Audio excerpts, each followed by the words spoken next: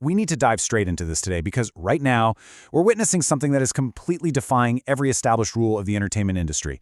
We're looking at a product that's got people basically losing their minds, throwing all caution to the wind, and honestly behaving in ways that are even surprising the massive corporations trying to sell it to them. Grand Theft Auto 6 isn't just acting like a normal game launch. Actually, scratch that. It's not a normal launch at all.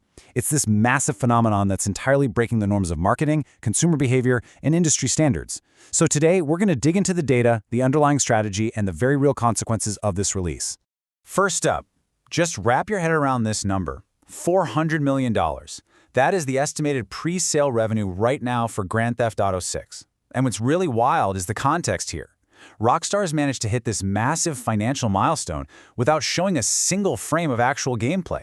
Millions of people have already handed over their hard-earned cash for a game they haven't even truly seen yet. In any normal market, that makes absolutely zero sense. But, with GTA 6, normal rules barely apply anymore.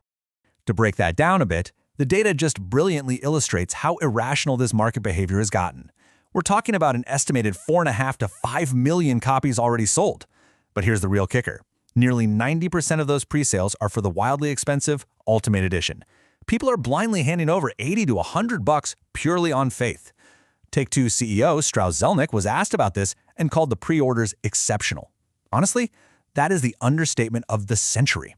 The game is already selling at a volume that most studios would literally kill to reach in their entire lifetime, and the thing isn't even out yet. Section 1. A starving audience. The AA weight. So how did we even get here? How did we reach a point where millions of consumers are willing to act so irrationally? Well, think back to when GTA 5 dropped. We were in what a lot of people consider a golden era of gaming.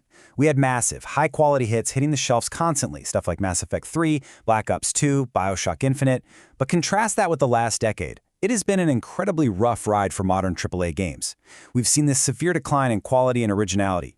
The whole industry became completely obsessed with live service models, prices went up, and huge releases are routinely launching completely broken. A decade of this kind of weak output has left gamers absolutely desperate. They are starving for a true monoculture moment, a real gaming event where everyone everywhere is playing the exact same masterpiece at the exact same time.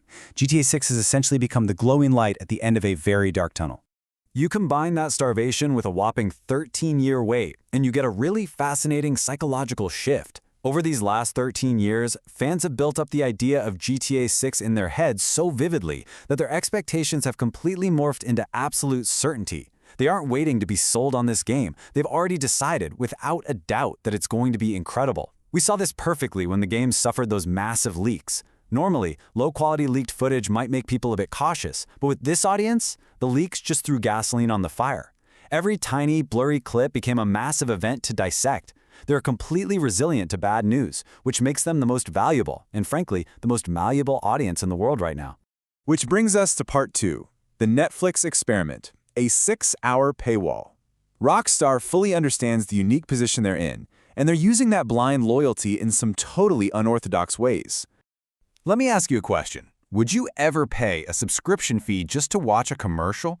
Because a few months ago, Rockstar announced an extended look at GTA 6, but with a massive catch. The first 6 hours of this new trailer would be totally exclusive to Netflix.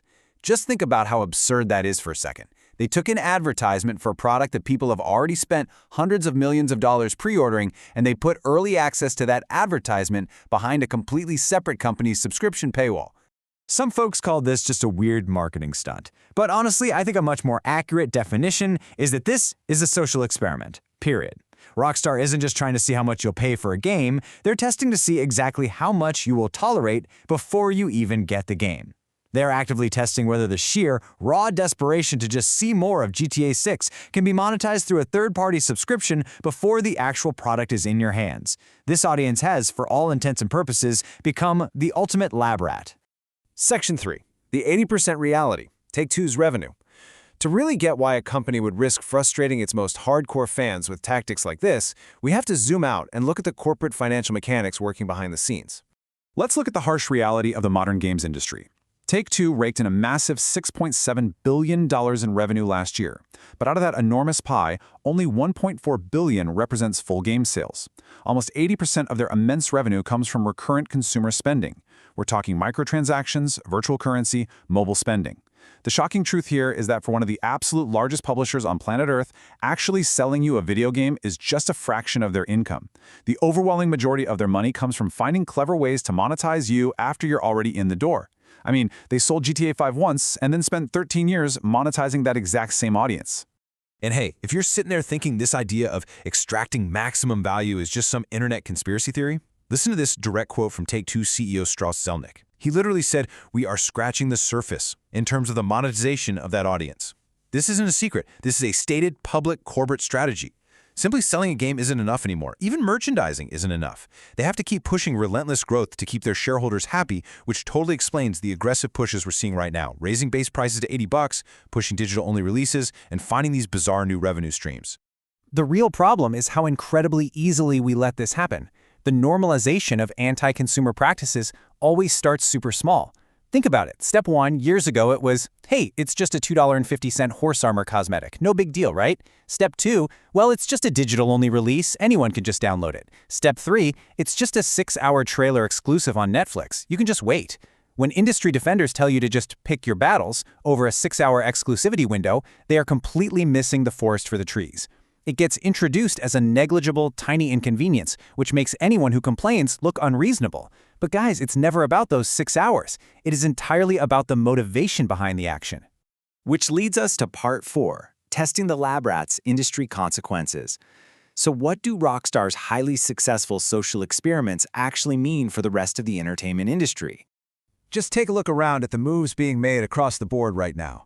The whole industry is desperate for continuous growth, and they are doing everything they can to bring Hollywood's monetization strategies directly into gaming. EA has already announced they're testing putting ads directly into your gameplay. Xbox is testing ad-supported game streaming.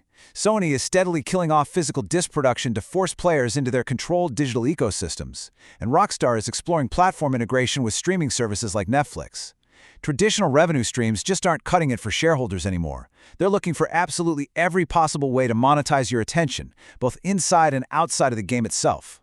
And honestly, that is exactly why this whole GTA 6 situation is so incredibly dangerous for consumers. Because Rockstar is the ultimate trendsetter. When they jump, the entire rest of the industry jumps right alongside them. GTA 6 is basically acting as this massive market test to see exactly how much of a player's relationship with a game can be turned into something of value for the publishers. If this audience of millions continues to act like willing lab rats, pre-ordering blindly, defending corporate greed, paying subscription fees just to watch an ad, it gives the rest of the industry the ultimate green light. Once these publishers realize there's a brand new, accepted way to extract money from you, they aren't going to forget it. They will go all in. Look, we all know this game is going to absolutely blot out the sun. It's going to dominate the cultural conversation for years, and yes, it will very likely be an incredible piece of entertainment. But I want to leave you with this final thought to chew on. GTA 6 will absolutely break sales records, for sure, but how much of the industry will it break in the process? By turning their most loyal fans into an experiment for extreme monetization, Rockstar might just usher in an era where the lines between a video game and a sprawling, unavoidable corporate tollbooth are erased completely. Thank you so much for joining me for this explainer, and we'll catch you in the next one.